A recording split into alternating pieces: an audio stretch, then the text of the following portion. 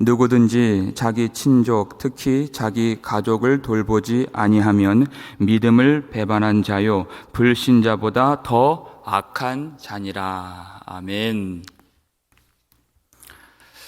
이 아침에 실시간 온라인 예배를 통해서 함께 말씀을 받고 기도하시는 모든 분들에게 주님의 은혜가, 주님의 평강이 가득하시기를 주의 이름으로 축원합니다. 오늘 이 말씀 통해서 하나님께서 가족을 돌보는 것을 얼마나 귀하게 여기시는가. 불신자보다 가족을 돌보지 못하는 사람들은 불신자보다 더 악한 자니라, 이렇게 말씀을 해 주셨습니다. 우리가 하는 모든 일에 하나님께 영광을 돌리도록 그렇게 일을 해야 하는 사람입니다. 이 말은 즉슨 우리가 세상에서 살아가면서 사람들이 예수 그리스도의 복음의 진리를 통해서 하나님의 구원을 받고 생명을 얻도록 살아가야 한다 하는 말과 그 말은 같은 말입니다. 하나님이 가장 기뻐하시는 일이 사람들이 구원에 이르는 일이기 때문에 그렇습니다. 그 일로 예수님을 보내셨죠. 그런데 사람이 먹고 사는 그 일은 하나님의 뜻에 의한 것이라기보다는 사람들의 그저 본성에 해당하는 일입니다. 하나님을 알지 못해도 먹고 살려고 애를 쓰죠. 그러한 사람들에게 과연 사람들은 어디에서 나서 어디로 가는가? 과연 심판이 무엇이고 구원이 무엇인가? 인생의 목적이 무엇인가를 그들에게 밝은 말씀의 빛을 비추어서 예수 그리스도께 의지하고 믿음의 주인 되신 주님을 바라볼 수 있도록 진리의 기둥과 터로서 존재하는 것이 바로 교회가 이 땅에 있어야 할 이유가 되는 것입니다. 우리 사람은 떡으로만 살 것이 아니요 오직 여호와의 입에서 나오는 모든 말씀으로 사느니라, 주님 말씀하셨습니다.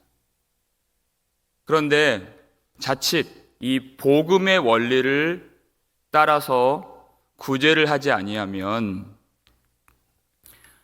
사람들이 떡으로만 사는 줄로 알게 된다는 것입니다.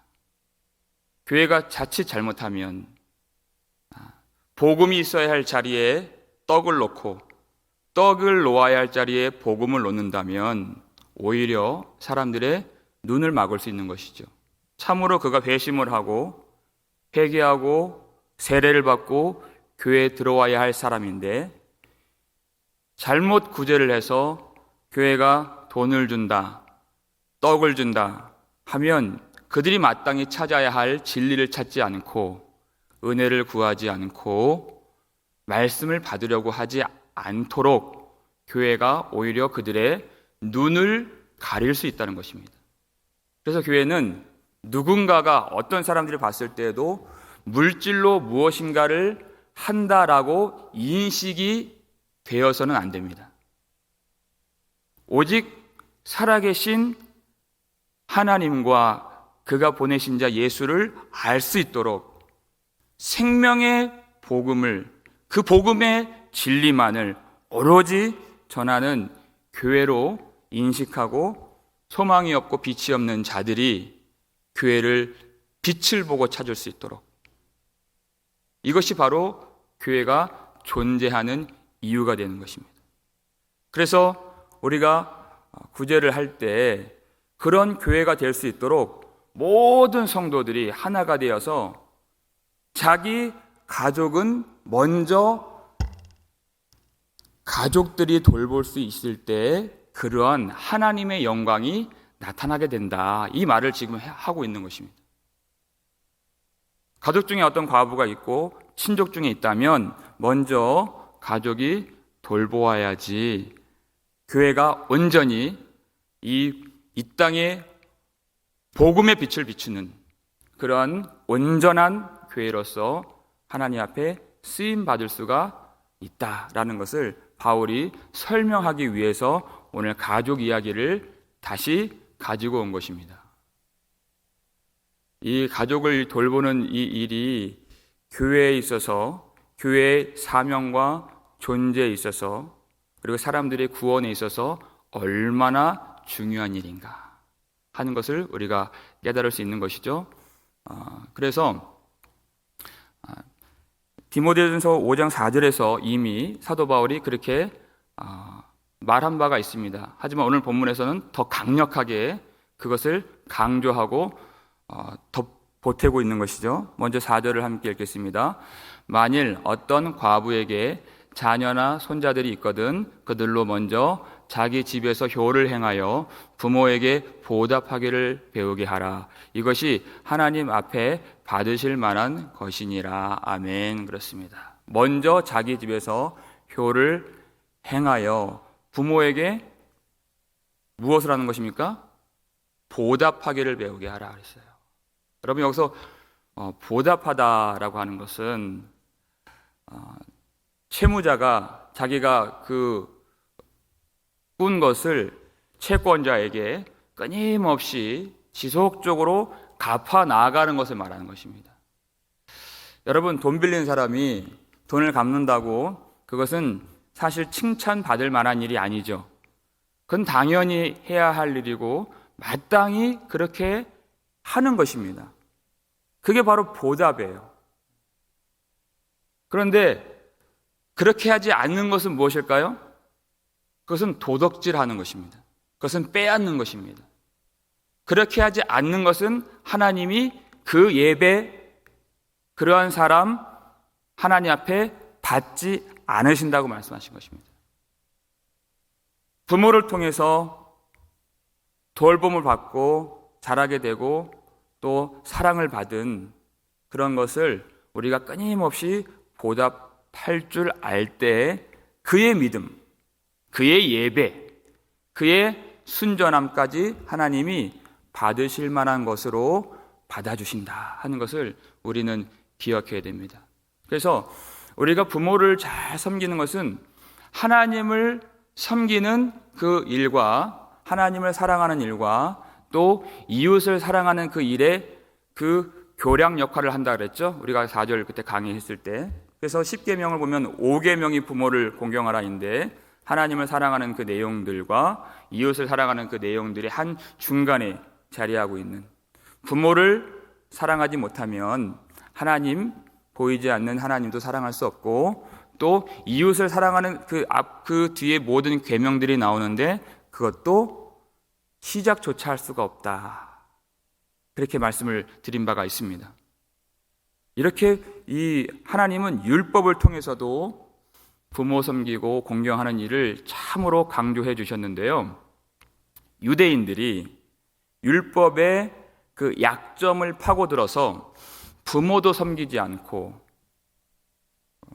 하나님도 공경하지 않는, 하나님의 말씀을 저버린 그런 일들이 사실 예수님 당시에 있었습니다. 마가복음 7장 10절에서 13절 말씀이죠. 4절 말씀 함께 읽겠습니다. 모세는 내 부모를 공경하라 하고 또 아버지나 어머니를 모욕하는 자는 죽임을 당하리라 하였거늘 너희는 이르되 사람이 아버지에게나 어머니에게나 말하기를 내가 드려 유익하게 할 것이 고르반 곧 하나님께 드림이 되었다고 하기만 하면 그만이라 하고 자기 아버지나 어머니에게 다시 아무것도 하여 드리기를 허락하지 아니하여 너희가 전한 전통으로 하나님의 말씀을 폐하며 또 이 같은 일을 많이 행하느니라 하시고, 이 같은 일을 아주 많이 행했다 그랬어요. 10절을 보면은 어머니나 아버지를 모욕하는 자를 어떻게 한다 그랬죠? 죽임을 당하리라 그랬어요. 여러분 이 형벌의 무게를 한번 생각해 보십시오. 이 형벌은 하나님을 모욕하는 것과 똑같은 형벌입니다. 누구에게요? 자기 아버지나 어머니를 모욕하는 자. 그와 같이 그만큼 하나님은 부모를 사랑하고 공경하기를 이렇게 많이 하나님 섬기는 그 무게만큼이나 강조하신 것입니다. 그런데 당시 유대인들과 특별히 이 서기관들과 바리새인들이 뭐라고 말을 했는가? 하나님께 드린다 하는 그 뜻을 고르반이라고 그랬거든요. 하나님께 드려지는 성물, 음식, 그것이 바로 고르반이었습니다. 근데 그의 부모가 와서, 아버지나 어머니가 와서 좀 날 좀 도와다오 이렇게 말했을 때 고르반, 제가 재물이 있긴 하지만 이것은 하나님께 벌써 이미 드리기로 서원을 한 것입니다. 이렇게 말을 하면 그 아버지가 그것을 누구도 그 재물을 건드릴 수 없었다는 것이죠. 도와달라는 말조차 꺼낼 수가 없는 것입니다. 그런데 실상 그는 하나님께 들으려고 그 말을 한 것이 아니야. 그저 부모에게 주기 싫어서 그 말을 했다는 것입니다. 그래서 더 심각한 것은 하나님께 드림이 되었습니다 라고 서원을 한 것을 사람들에게 말하는 것입니다. 그러면 그는 존경을 받고 참 믿음이 좋은 사람이구나 이런 사람들의 칭찬까지 받는, 그래서 외식이라고 하신 것입니다. 부모를 공경하라는 그런 하나님의 계명이 있었죠. 그런데 그들은 하나님의 이름조차도 망령되이 부르면서 하나님을 죄 짓는 데에 그 이름을 사용하면서 부모 공경하라는 그 계명을 버리고 하나님의 뜻을 저버리고 사람의 전통으로 하나님의 계명을 폐하고 버리는, 그리고 자기 부모도 버리고 하나님도 버리는 그런 악한 마음을 주님이 아셨다는 것입니다.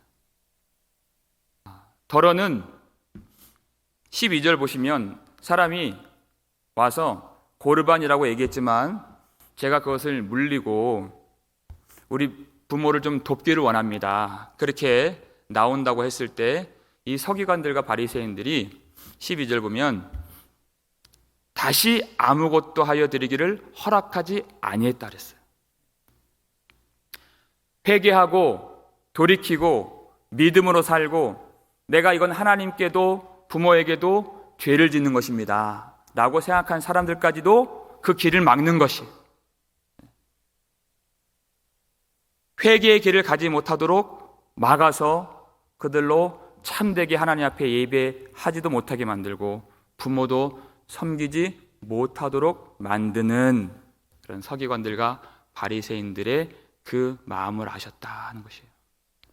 그리고 그들은 고르반이라고 하면서 사람들 앞에서 믿음 좋은 척하는 것, 인정을 받는 것, 존경을 받는 그 마음 속에 있는 그런 외식과 부패한 마음까지 주님은 다 하셨다는 것입니다. 그래서 예수님께서 화 있을진저 그랬죠. 그들에게 화 있을진저 그랬습니다.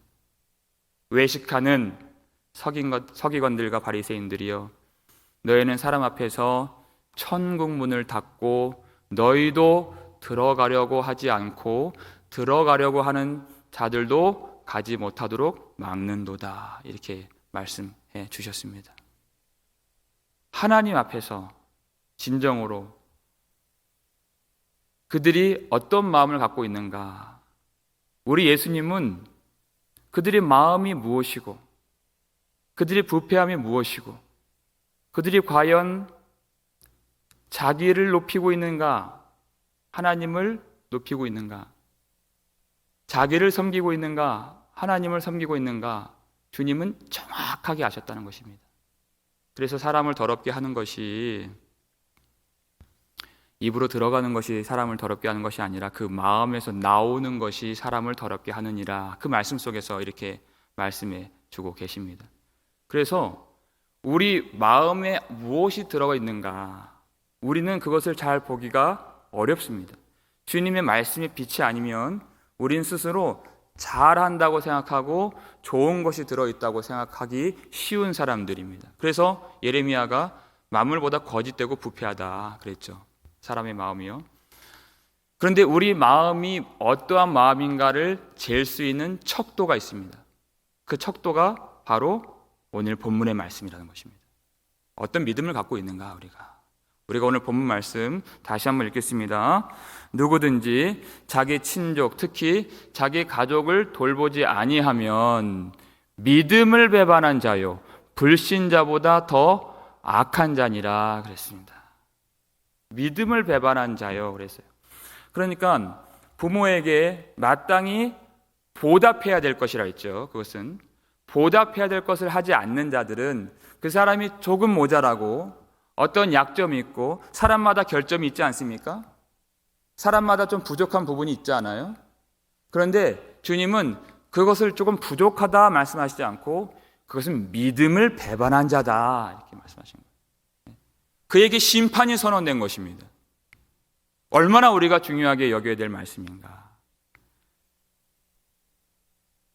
그것을 비교하는 대상이 바로 불신자가 된다. 그렇기 때문에 핑계할 수가 없는 것이에요. 불신자들은 그들은 하나님의 신령한 말씀을 받지 못한 사람들입니다. 말씀을 깨닫지 못한 사람들이죠. 극진하신 하나님의 사랑이 무엇인가 전혀 알지 못한 사람이에요. 하나님의 그 용서의 그 깊이와 그 높이와 그 길이와 너비가 무엇인가 전혀 알지 못하는 사람인 것입니다. 예수를 믿으며 성령을 받고 성령께서 주시는 힘과 성령의 열매가 있죠. 그런데 그들은 성령의 열매에 근처도 못 가본 사람들이에요. 성령의 열매의 첫 번째가 무엇입니까? 사랑입니다. 사랑. 그걸 못 받은 사람들이라는 것이에요. 그저 부패한 양심, 화인 맞은 양심을 가지고 세상에서 떠돌아다니는 그런 가치와 철학과 사상을 가지고 살아가는 사람들마저도 자기를 낳아준 그 부모에게 얼마나 잘하는가, 얼마나 극진히 섬기는 사람들이 많은가, 그 불신자가 심판의 기준이 된다는 것입니다. 불신자는 아무리 그들이 자기 부모 잘 섬기고 그리고 부모 아닌 사람에게도 잘 섬기는 사람이 있죠. 그런 탁월한 도덕성을 갖고 있는 사람이 있습니다. 선량한 사람이 있습니다. 그런데 그 끝이 어디예요? 그 사람들은 심판을 받는 사람들인 것입니다. 결국 양심의 화인을 맞아서 심판을 받아야 될 사람들, 그들에게는 하나님이 우리의 아버지시라는 믿음이 없어요. 하나님이 하늘에서 내려주신 사랑이 없습니다. 그리고 그들은 소망이 없는 사람, 세상이 흔들리면 같이 흔들리는 사람들입니다. 그러나 우리는 내생에 소망이 있고 또 금생에도 소망이 있는, 하나님이 오직 우리의 전부가 되시고 보호자가 되시고 우리를 돌보시는 목자가 되시고 우리의 산성이 되시고 방패가 되신다는 믿음이 있지요. 하나님이 우리에게 주신 사랑이 있습니다. 우리 가슴에 그 사랑이 있어요. 예수를 믿으면 우리는 우리 마음이 부패한 마음이 아니라 주님이 새 마음을 주신다 그랬습니다. 새 영을 주신다 그랬습니다. 모든 율법을 이루신 예수님 안에서 우리가 산다 그랬습니다. 그리고 성령의 능력을 주신다 그랬습니다.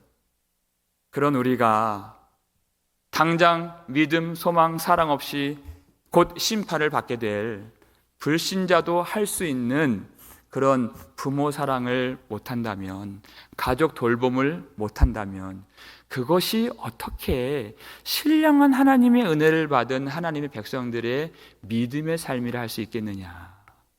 그것은 그 부패한 양심보다도 못한 그 복음이 얼마나 그 땅에 떨어진 일이 되겠느냐.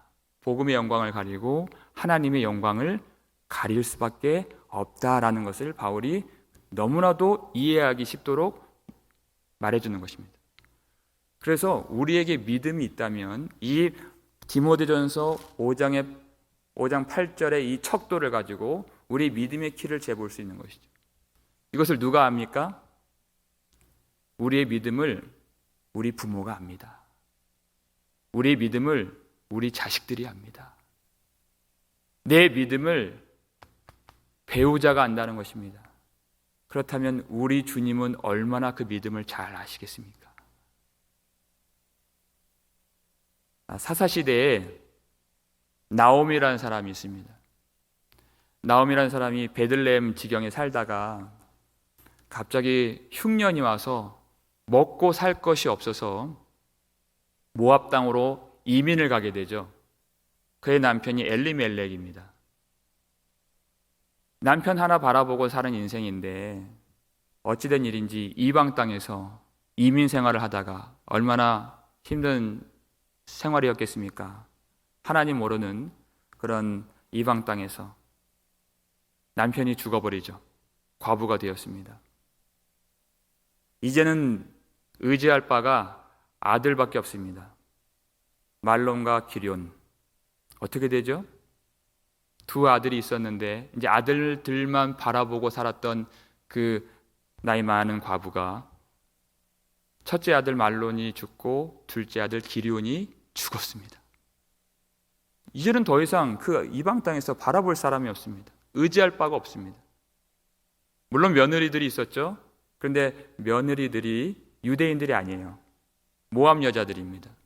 그래서 이 나오미가 그 두 며느리를 불러서 이제 너의 어머니의 나라로 돌아가라. 자기랑 있으면 다시 아들을 낳아줄 수도 없고 이제 평생 과부로 살아야 되는데 그렇게 하지 말고 이제 돌아가라. 이제 새 출발하라 그 뜻이죠. 그래서 그 노중에서 이 세 과부가 서로를 부둥켜 안고 우는 장면이 나옵니다. 얼마나 인생이 막막했겠습니까? 그렇게 울다가 첫째 며느리 오르바는 자기의 어머니의 집으로 돌아가게 돼요.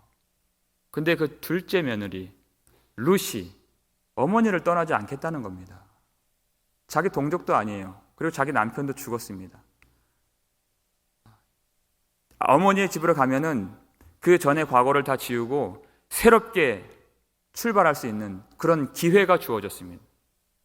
그런데 이 여인이 뭐라고 말했습니까? 룻기 1장 16절 말씀입니다. 함께 읽겠습니다. 룻이 이르되 내게 어머니를 떠나며 어머니를 따르지 말고 돌아가라 강권하지 마옵소서. 어머니께서 가시는 곳에 나도 가고 어머니께서 머무시는 곳에 나도 머물겠나이다. 어머니의 백성이 나의 백성이 되고 어머니의 하나님이 나의 하나님이 되시리니 그랬습니다. 자기 어머니도 아니에요. 시어머니입니다. 그리고 남편도 죽어서 그 시어머니와의 그 관계가 참 그 관계라고 할 수도 없는 그런 어려운 지경. 또 같은 동족도 아닙니다. 그런데 어머니 가는 곳에 나도 가고 이렇게 얘기해요. 어머니 머무르시는 곳에 나도 머무르고 어머니의 백성이 제 백성입니다. 어머니의 하나님이 나의 하나님이 되셨습니다. 왜 이 자부 룻이 왜 어머니를 떠나지 않았을까요? 17절을 보면요, 그 말이 나와요. 내가 만일 어머니를 떠나면 하나님이 나에게 벌을 내리시고 더 내리시기를 원하나이다 이렇게 얘기해요. 어머니를 보고 안 떠난 게 아니에요. 하나님 앞에서 안 떠난 거예요. 하나님을 믿기 때문에 안 떠나는 거예요. 하나님이 그 일을 싫어하시기 때문에. 인간적으로는 관계가 아주 거미줄처럼 희미해졌습니다. 남편도 죽고 동족도 아니고 새 출발할 수 있는 기회도 없고 시어머니하고 며느리의 관계예요. 그런데 그 인간적인 관계보다도 희미한 관계보다도 하나님 앞에서 이 일은 하나님이 미워하시는 일이고 어머니를 버리시는 것은 하나님이 원치 않으시고 허락하지 않으시는 일이기 때문에 저는 어머니를 떠날 수가 없습니다. 이렇게 얘기하는 것이죠. 당장 앞으로 어머니를 따라가면 평생 과부로 살 수 있고 고통을 받고 가난하게 살고 고단한 일이 충분히 예측이 되는 인생이지만 하나님 앞에서 저는 그럴 수가 없습니다. 여러분 룻기를 읽어보면 딱 4장밖에 안 되잖아요. 그런데 얼마나 이 가슴이 뜨거워지는 그런 마음들이 들 때가 많은지 몰라요. 제가 참 좋아하는 성경이 룻기입니다. 제가 조만간 룻기 강해를 좀 하려고 하는데요. 참 이 마음이 하나님의 은혜로 채워지도록 하는 이 말씀들이 많이 있어요. 오직 하나님 앞에서 그렇게 이제 자기 편에서는 그 이방 땅이죠. 그 베들레헴으로 이 룻이 들어가게 됩니다. 그런데 그 엘리멜렉의 친족인 룻이 이제 보아스를 만나게 되죠. 유대인들에게는 기업 물을 자라고 하는 그런 법이 있었기 때문에 그 친족 엘리멜렉의 그 보아스가 이제 룻과 결혼을 할 수 있는 자격이 있었습니다. 그리고 나서 룻이 아들을 낳아요. 그 아들이 어떤 아들이죠? 오벳이라고 하는 이름의 아들입니다. 오벳의 아들이 누구일까요? 바로 이새가 바로 그 아들입니다. 이새는 누굴 낳죠? 다윗을 낳죠. 그리고 다윗의 자손에게서 예수님이 나오시는 것입니다. 하나님이 이 룻을 긍휼히 여겨주셔서 앞으로는 고난이 펼쳐지고 앞으로는 큰 가난이 오게 될 것이며 어려움이 펼쳐질 것을 그가 알았지만 그가 하나님을 붙쫓았던 그 믿음을 가지고 그의 시어머니를 섬기고 따라 나왔을 때 그것을 믿음으로 인정해 주시고 하나님은 예수 그리스도의 계보 안으로 그를 넣어주신 것입니다. 예수님이 누구십니까? 바로 우리의 기업 물을 자가 되십니다. 예수님으로 말미암아 우리는 하나님의 모든 기업을 다 상속받게 된 것입니다. 그게 바로 기업 물을 자라는 것이에요. 그런데 하나님은 룻의 효심을 믿음으로 인정하시고 그의 믿음이 효심으로 나타나게 해주셔서 그 하나님의 풍성한 기업을 함께 받아 누리게 하시고 룻기 마지막에 보면은 그 나옴이라는 이름 자체가 쓴물이라는 뜻이거든요. 마라와 같은 뜻인데 이제 오벳이라고 하는 예수 그리스도의 그 계보를 잇는 그 아기를 안고 있는 그 풍성한 모습으로 이 성경이 맞춰지게 되죠. 나오미까지도 복을 받게 하는 그 같은 기업을 얻도록 하는 그 축복이 우리 모든 가정 가운데 임하기를 주의 이름으로 축원합니다. 하나님은 참으로 가족을 돌보는 자를 사랑하신다는 것입니다. 믿음 있는 자는 결코 가족을 버리지 않습니다. 내 인생에 계획이 있고 내 인생에 뜻이 있고 앞으로 가면 성공할 것처럼 보이는 그런 길이 보여도 우리에게 하나님 주신 그 믿음이 있다면 그것을 포기할 때도 있습니다. 가족을 위해서. 그것은 바로 주님을 위해서 그렇게 하는 것입니다. 하나님이 그것을 기뻐하시기 때문에 하는 것입니다. 하지만 우리에게는 가족을 생각하면 우리 마음이 찔림이 있죠. 우리 부족한 그런 인생들의 행적들이 기억이 나죠. 우리 이 시간 믿음으로 좀 우리 영혼에 선포했으면 좋겠습니다. 하나님은 어떤 가정의 상처라도 아픔이라도 능히 치유하실 수 있는 능력의 하나님이 되십니다. 우리 주님께서 십자가에서 죽으심으로 우리를 낫게 해주시고 치유의 은혜를 주신 예수님이십니다. 우리에게 그런 예수님 안에 머무르게 해주시는 은혜를 받았고 하나님의 용서를 받았고 하나님의 사랑이 우리 안에 머무르며 성령의 힘을 우리에게 부어주셨습니다. 이제까지 그렇게 하지 못한 부분들까지도 회개의 기회로 삼고 하나님 우리 가정에 은혜를 부어주시옵소서. 우리 가정 아픔을 치료해 주시옵소서. 우리 가정이 예수 잘 믿는 천국 같은 가정 되게 해 주시옵소서. 그 가정을 제가 먼저 섬기며 그렇게 하나님을 섬기는 제가 될 수 있도록 하나님의 은혜를 더 주시옵소서. 기도함으로 우리가 가정을 돌보는 그 믿음으로 하나님께 영광을 돌리고 또 세상의 빛이 되어서 많은 사람들이 구원의 빛을 바라보며 주님을 바라볼 수 있도록 그렇게 살아가는 저와 여러분 되실 수 있기를 주의 이름으로 축원합니다. 아버지 하나님 감사를 드립니다. 하나님 앞에 오늘도 회개하는 심령으로 나왔습니다. 하나님 오늘 이 말씀에서 자유할 수 있는 사람은 한 사람도 없을 것입니다. 우리의 사랑 없음과 우리의 믿음 없음과 우리의 연약함을 불쌍히 여겨 주시옵소서. 믿음이 있노라 하고 말씀을 전하고 기도하고 사역을 했지만 또 가족을 잘 돌보지 못한 연약함이 많이 있습니다. 주님, 우리 각 사람을 주님이 도와주시고 우리 힘이 모자랄 때 성령으로 힘을 공급해 주시고 또 우리가 물질로도 잘 섬기지 못할 때 귀한 가정들의 복을 내려 주셔서 넉넉하게 쓸 것들을 채워주시고 또 우리가 가정을 넘어서 이웃까지 잘 돌볼 수 있도록 하나님 귀한 성도들의 가정을 풍성하게 채워 주시옵소서. 아버지 하나님, 교회가 무엇인가 계속해서 우리가 배우고 있습니다.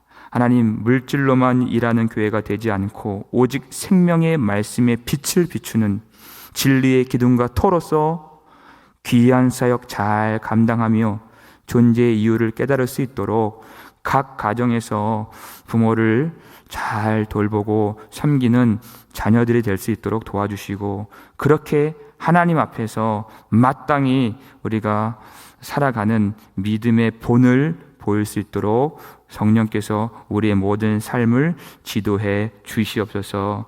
아버지 하나님, 이 어려운 시기를 우리가 말씀으로 살고 있습니다. 기도하고 있습니다. 이 아침에도 몸부림칠 수 있도록 도와주시고 또 온라인으로 예배를 드리는 성도들이 있습니다. 주님께서 그 가운데 은혜로 임재해 주시옵고 말씀과 기도에 전무하고 집중할 때 세상 그 어떤 것도 우리를 두렵게 하지 못하고 세상 그 어떤 것도 우리를 미혹하지 못하는 줄 믿습니다. 싸우니 오직 말씀으로만 기도로만 주님을 찾는 복된 아침이 되게 해 주시옵소서. 하나님, 우리 몸과 우리 영혼을 지켜주시고 또 아픈 자들이 많이 있습니다. 치료의 은혜, 회복의 은혜를 부어주시고 그 마음에 참 감사와 믿음과 소망과 사랑과 담대함으로 오늘 이 아침에 충만하게 우리 성도들을 채워 주시옵소서. 감사를 드렸고 우리를 구속해 주신 예수 그리스도의 이름으로 축복하며 기도 올리옵나이다. 아멘.